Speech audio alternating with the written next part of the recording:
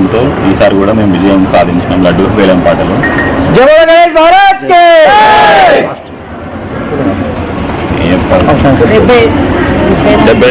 పోయిన సంవత్సరం 50,000కి మేము వేలం పాట పాడి విజయం సాధించినాం.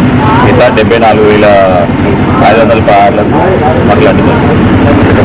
మీరు ఒకసారి మీ యూత్ గురించి ఎన్ని సంవత్సరాల నుంచి ఉత్సాహం పెడుతున్నారు?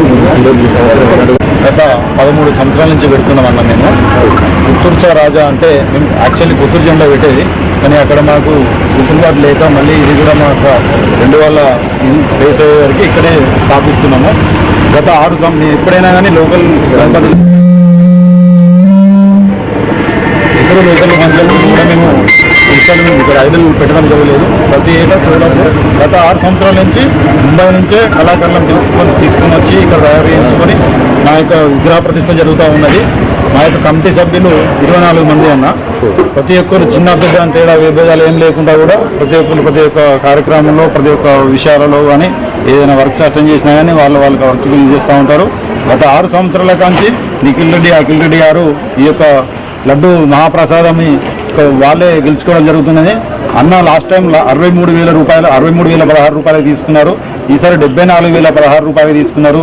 మా యొక్క కమిటీకి ప్రతి ఏటా వాళ్ళు వెనుకంజు ఉంటూ మా యొక్క కమిటీకి సహాయ సహకారాలు అందిస్తూ ఉన్నారు. ఈ యొక్క లడ్డు విషయంలో కానీ మరి ఈ యొక్క డోనర్స్ విషయంలో కానీ ఏ విషయంలో ఈ యొక్క కమిటీకి ప్రెసిడెంట్ వచ్చేసి అఖిలేష్ మనకి ఎంతో